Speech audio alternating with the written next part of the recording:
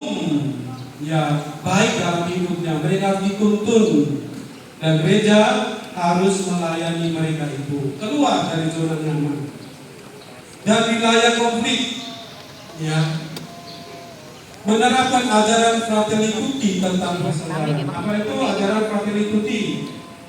Kita semua bersaudara.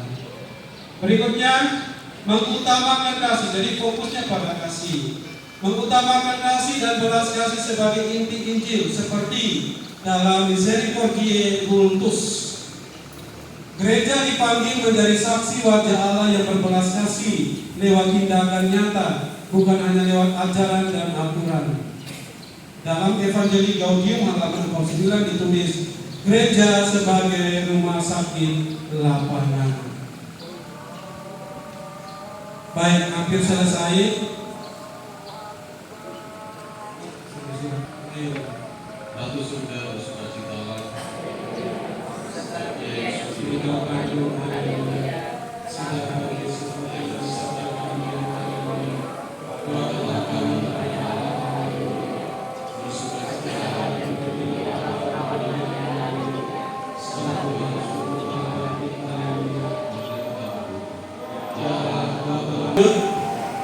Materinya hampir selesai. Bersabar saja ya. Cintailah Tuhan Allahmu dengan seluruh kekuatanmu, dari matanya jangan merem. Iman yang aktif dalam pelayanan. 1. Memberi makan. Program bantuan pangan untuk mereka yang kelaparan.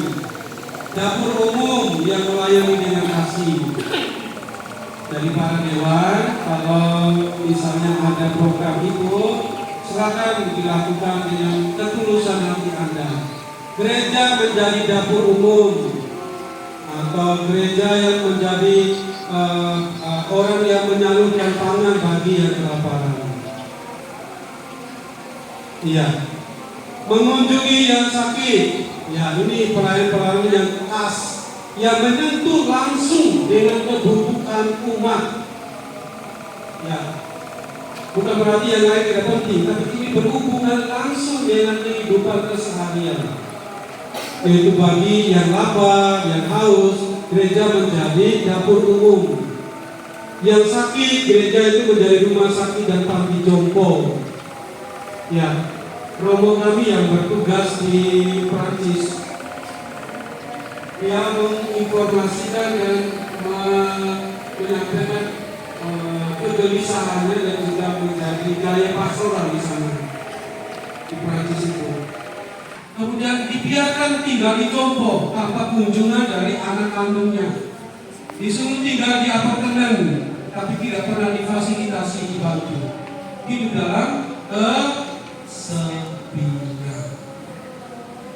Ya, ini suatu realitas. Dan kita dipanggil menjadi rumah sakit dan panti jompo bagi sesama kita. Lalu yang berikut, mendidik. Pendidikan bagi anak-anak kurang mampu, membangun masa depan melalui pengetahuan. Kalau gereja ini adalah, kalau dihitung, katanya Romo Billy bilang gereja Paroki Stefanus ini adalah gereja yang populasinya itu mayoritas pasangan muda, keluarga muda. Itu berarti ini bersyukur karena gereja ini akan berkembang. Berbeda dengan gereja yang di Belanda, pastor yang tua yang kelihatan muda itu umurnya 70 tahun. Kalau yang 70 itu sudah meninggal, habislah imannya. Umatnya apalagi. Tapi di sini katakan populasi terbanyak adalah keluarga muda dan pasti anak-anak bertumbuh. Nah, bagaimana dipikirkan pelayanan gereja yang membuka, yang menjawab kebutuhan umat di sini itu apa? Pendidikan ini. Maka mau melakukan analisa sosial, keluarga mana yang memiliki kesulitan dalam menyekolahkan anak. Gerejalah yang harus lebih dulu membantu. Supaya apa? Kita memelihara kehidupan komunitas kehidupan gereja dan perjalanan paroki ini ke depan. Perjumpaan. Bagaimana kita memperhatikan persaudaraan? Pertama adalah bagaimana kualitas perjumpaan kita. Kalau kita berjumpa dengan orang lain, apa yang kita harus tunjukkan? Memiliki semangat dialog dalam keterbukaan. Jangan menutup hati kita. Yang kedua, mendengarkan. Ingat kembali apa yang dikatakan Paus Fransiskus? Kita menjadi rasul telinga bagi yang lain. Berikutnya, membangun pengertian dan menghargai keberagaman. Tahu tentang kehidupan orang yang berbeda dengan kita. Jangan mengklaim kebenaran seakan-akan hanya di dalam kita saja. Fanatisme yang sempit. Kita beriman kuat itu bukan berarti kita menyalahkan orang lain dan mendiskriminasikan orang lain. Semakin berimannya kita, semakin kuatnya iman kita, justru harus keluar sebagai orang yang bisa bergaul dengan semua orang dalam perbedaan. Jangan sampai jatuh ke dalam fanatisme yang sempit. Semakin beriman, semakin fanatik, lalu anti dengan orang yang berbeda agama dengan kita. Itu bukan maksudnya. Semakin tahu tentang inti kehidupan keagamaan kita, kita akan menemukan bahwa ternyata orang lain pun adalah saudara. Itu panggilan Kristiani. Tapi kalau masih ada hati yang istilahnya keluar secara otomatis jengkel karena dia beragama berbeda dengan saya, itu tanda bahwa kita belum menemukan inti dari panggilan kekristenan kita. Kita masih berada di kulitnya saja. Ya. Berikutnya kerjasama, berkolaborasi untuk kebaikan bersama. Bisa bekerja sama dengan semua orang. Berkolaborasi seperti ketika Yesus bilang kamu harus memberi mereka makan. Pertama Petrus bilang uang harga 2 dinar ini tidak cukup. Berarti mereka ada uang kan? Terus kemudian Filipus bilang ada anak kecil ini. Berarti Filipus bekerja sama dengan siapa? Dengan Petrus dan Yesus.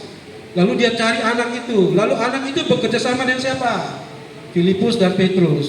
Sehingga kemudian Yesus mensyukuri itu, lalu kemudian memecah-mecahkan, membagi-bagi roti dan ikan itu. Jadi ada kolaborasi. Kolaborasi itu artinya apa? Ko itu bersama dengan, labor itu kerja bersama-sama. Jadi saya bekerja. Jadi ada orang yang mungkin hanya telinga. Artinya dia tahu, oh di sini sebenarnya membutuhkan, tapi dia tidak punya uang. Dia beritahu pakai mulutnya. Ini loh, saya menemukan kemarin ada orang tua yang tidak sanggup, anaknya dipulangkan dari sekolah tidak boleh ujian, lalu kemudian anak itu putus harapan dan kemudian tidak mau sekolah lagi karena kesulitan ekonomi.